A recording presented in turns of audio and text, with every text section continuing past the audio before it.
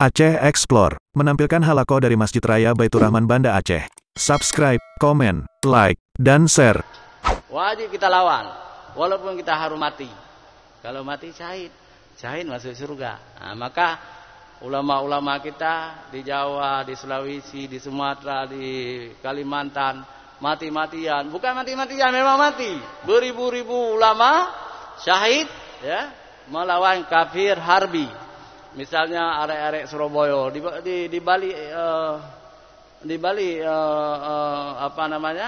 Bali itu adalah santri-santri dan kiai-kiai ya melawan Belanda, Inggris ya.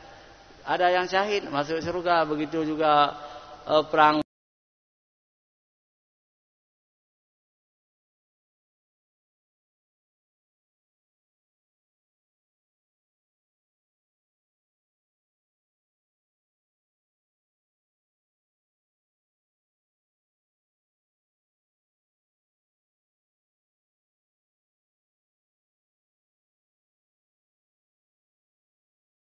di Jawa, di Ponorogo, perang di Sumatera, perang Aceh, perang Minangkabau. Itu ulama-ulama dan santri-santri yang syahid semua masuk surga mereka itu insyaallah.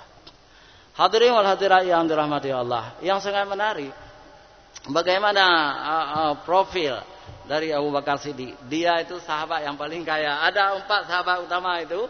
Ada Abu Bakar Siddiq, ada Umar bin Khattab, ada Utsman bin Affan, ada Ali bin Abi Thalib. 2 kaya, 2 miskin. Yang kaya adalah Abu Bakar Siddiq. Abu Bakar Siddiq itu orang kaya. Umar bin Khattab kurang kaya. Tapi Utsman bin Affan sangat kaya raya. Kemudian Ali bin Abi Thalib tidak kaya, miskin juga. Tapi yang ingin kita ceritakan bahwa Abu Bakar ini yang luar biasa. Abu Bakar termasuk ashabikul awwalun, awal sekali masuk Islam, malah orang pertama masuk Islam. Dia juga yang mengajak Utsman bin Affan masuk Islam juga. Dan beberapa sahabat lain dia ajak masuk Islam. Dan yang sangat menarik, setengah perjalanan dari Islam ya, kira-kira 10 tahun masih di Madinah masih di Mekah belum hijrah. Rasulullah pernah meminta kepada Abu Bakar Siddiq, kepada Umar bin Khattab harta mereka yang banyak untuk dana perang. Untuk dana perang. Kata Abu Bakar Siddiq, saya siap ya Rasulullah membantu perang. Begitu juga Umar, Utsman dan lain-lain. Tetapi yang sangat menarik di sini adalah Abu Bakar Siddiq memberikan semuanya, memberikan semua harta yang dia miliki, diberikan semuanya. Tapi Umar bin Khattab hanya memberi sebagian. Waktu itu Utsman tidak hadir di situ, tapi memberikan juga. Lalu turun Jibril. Wahai Muhammad, Abu Bakar ini dijamin oleh Allah masuk surga karena dia memberi harta seluruhnya kepada perjuangan Rasulullah sallallahu alaihi wasallam. Ditanya oleh Rasulullah kepada Abu Bakar Siddiq, apa yang tersisa? Ya Rasulullah, tidak tersisa apapun kecuali Allah dan Rasulnya. Kita jangan seperti itu, nanti kita bisa bangkrut ya. Dan iman kita belum setingkat Abu Bakar. Ada orang-orang tertentu yang sangat banyak membantu umat Islam, tapi hati-hati juga karena di dalam Islam ada pedoman kita. Kita tidak boleh terlalu kikir sekali, dan jangan terlalu boros ya. Jadi boros juga tidak boleh, pertengahan.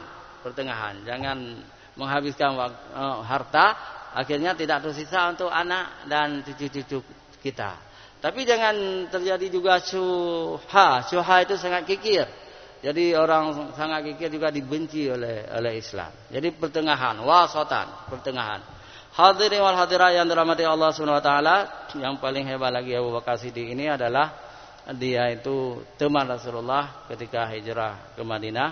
Jadi kalau badannya tentu Rasulullah sangat gagah, sangat luar biasa ganteng Rasulullah. Tapi Abu Bakar ini dalam sejarah Abu Bakar agak kurus ya,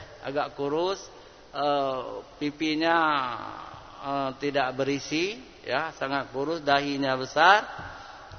Juga Abu Bakar ini sampai bungku dia, sampai bungku Abu Bakar. Padahal Rasulullah lebih tua 2 tahun. Tetapi cara-cara Abu Bakar melindungi Rasulullah itu sangat luar biasa. Ketika sampai di Kuba, Kuba itu di luar kota Madinah, ya Rasulullah, ini ide, ilham dari Allah. Ya Rasulullah, sekarang kita tukar. Unta saya di depan, unta Rasulullah, unta engkau di belakang saya. Kenapa begitu? Tanya Abu Bakar kepada Rasulullah. Begitu, saya takut nanti ada orang-orang kafir yang ingin membunuh engkau. Biar aku dibunuh. Ini namanya keimanan yang sangat luar biasa. Tiada taranya. Melindungi sahabatnya Rasulullah sallallahu alaihi wasallam. Baiklah Abu Bakar. Abu Bakar di depan. Unta Abu Bakar di depan. Unta Rasulullah di belakang itu. Unta Abdullah bin Uraikis di belakang itu lagi. Lalu ketika itu semua, ya Rasulullah, ya Rasulullah, ya Rasulullah, tala'al badru alaina min saniyatil wada wajaba syukuru fina mada alillahi da. Jadi orang berteriak, sudah datang Rasulullah, sudah datang Rasulullah. Dibiarkan semua orang mencium, memalu Abu Bakar. Dipikir Rasulullah. Padahal Rasulullah di belakang itu. Jadi kan hebat juga orang pernah dipikir Rasulullah. Misalnya kita orang kecil ini, orang kecil kebetulan kadang-kadang mirip orang besar, dipikir menteri, saya kan senang juga, senang kita. Begitu juga Abu Bakar sangat senang ketika orang-orang Madinah itu menyangka beliau Rasulullah. Kemudian Abu Bakar mengatakan, saya bukan Rasulullah, yang Rasulullah Muhammad Rasulullah di belakang saya. Ini hebatnya Abu Bakar Siddiq. Hadirin hadirat yang dirahmati Allah, Abu Bakar punya beberapa anak laki-lakinya. Abdurrahman, itu ada Abdullah, ada Muhammad, ya. Ada anak perempuannya 2 dan ada lagi anak-anak Abu Bakar Siddiq yang lainnya, semuanya masuk Islam. Tidak ada anak Abu Bakar Siddiq yang kafir. Tidak ada. Semua masuk Islam. Tapi ada yang terlambat masuk Islam, Muhammad bin Abu Bakar, tetapi kemudian dia masuk Islam juga. Abdurrahman bin Abu Bakar juga terlambat masuk Islam, tapi masuk Islam semuanya. Hadirin wal hadirat yang dirahmati Allah, mendampingi 23 tahun mendampingi Rasulullah sallallahu alaihi wasallam. Rasulullah wafat. Kenapa Rasulullah wafat? Memang dalam tarikh itu ada 2 pendapat, ya. Yang pertama, Rasulullah wafat normal karena beliau sakit kemudian wafat.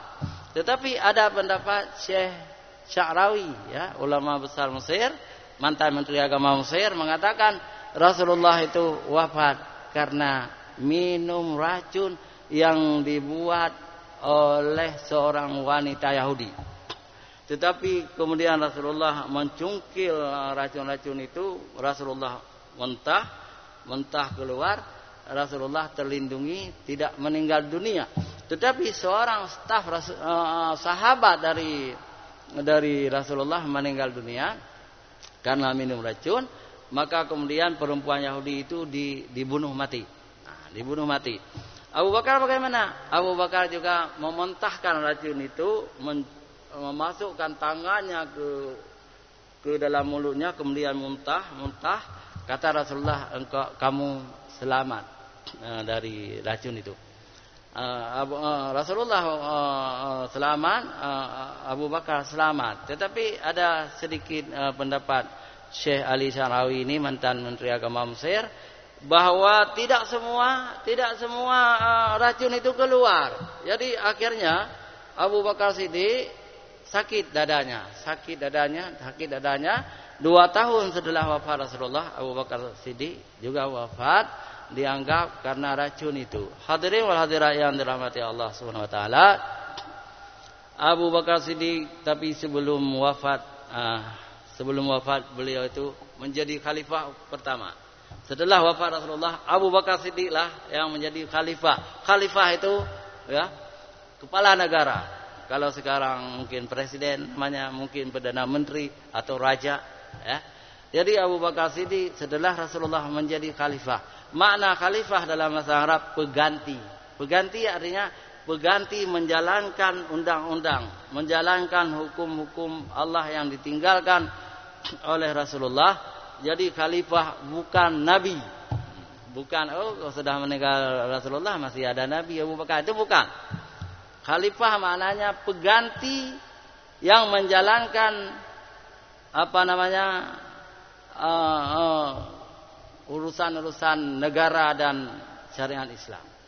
Nah, kemudian nanti Umar bin Khattab, kemudian Utsman bin Affan, kemudian Ali bin Abi Thalib dan seterusnya.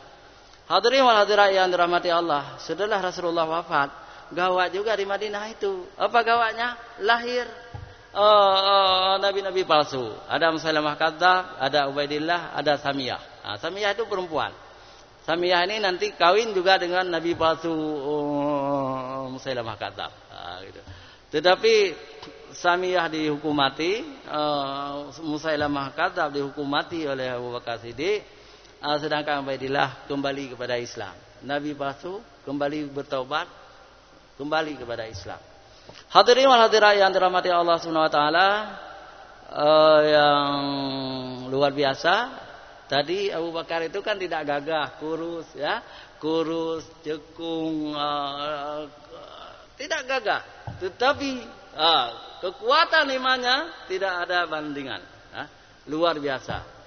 Kata Umar, wahai Abu Bakar, bagaimana kita melawan orang-orang murtad itu? Mayoritas murtad. Orang Yaman sudah murtad. Orang-orang di sekitar Madinah sudah murtad. Wahai Umar, demi Allah, aku akan memerangi mereka itu sampai ke akar-akarnya.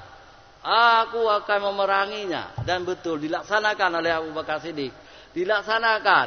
Jadi kalah mereka itu. Apalagi Abu Bakar Siddiq menggunakan panglima yang digunakan oleh Rasulullah, Khalid bin Walid, Saifullah. Saifullah digunakan, dan dalam 1 tahun saja, tahun ke-11 Hijriah, Abu Bakar Siddiq berhasil mengembalikan wibawa negara Islam. Tidak ada lagi pemberontak, tidak ada lagi nabi palsu, berjalanlah syariat Islam di Madinah yang luar biasa. Itu luar biasa Abu Bakar Siddiq. Mungkin kalau kita disuruh memerangi orang murtad, disuruh memerangi nabi palsu, kita pikir-pikir dulu. Tapi Abu Bakar Siddiq, demi Allah, saya akan memerangi mereka. Mereka tidak lagi mau membayar zakat, akan saya perangi. Nabi palsu akan saya perangi. Dan berhasil. Luar biasa Abu Bakar Siddiq berhasil. Kenapa berhasil? Ya, karena 100% ya. Karena Allah SWT, maka berhasil. Seperti misalnya jamaah orang-orang Indonesia abad ke-12 dari Aceh, dari Jawa, dari Kalimantan. Ini Nusantara ini kita Islamkan.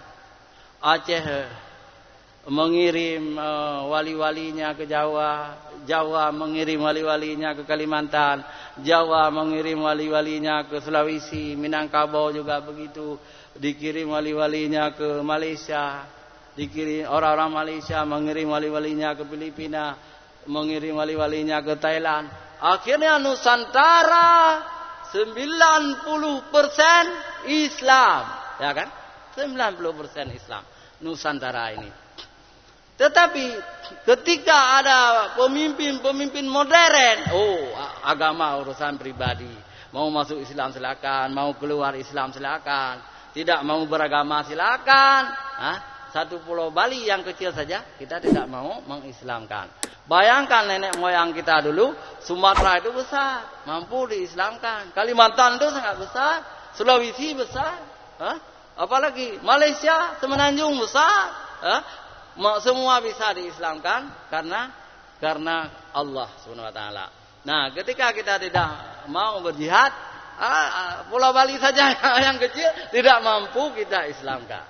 Bukan berarti saya ini harus memaksa orang Bali masuk Islam, bukan. Tapi seharusnya dakwah ini harus terus-menerus, karena man dalla ala khairin falahu mislu ajrim fa'ili. Hadis sahih. Barang siapa menunjuki kepada agama Islam, kepada ajaran Islam, lalu orang itu masuk dalam agama Islam, maka pahalanya sama dengan orang yang mengajak. Alhamdulillah, kecil-kecil kita ini di Mesir Raya, rata-rata di Mesir Raya ini kalau satu bulan ada 20 orang, 30 orang yang masuk Islam di sini, umumnya dari Sumatera Utara, ya. Ada dari Malaysia, ada dari luar negeri masuk Islam di Mesir Raya. Alhamdulillah, ya. Mudah-mudahan Mesir Raya Baitur Rahman selalu menjadi kiblat orang-orang masuk Islam. Hanya sampai di sini, lebih dan kurang kami mohon maaf. Billahi taufiq wal hidayah. Wassalamualaikum warahmatullahi wabarakatuh.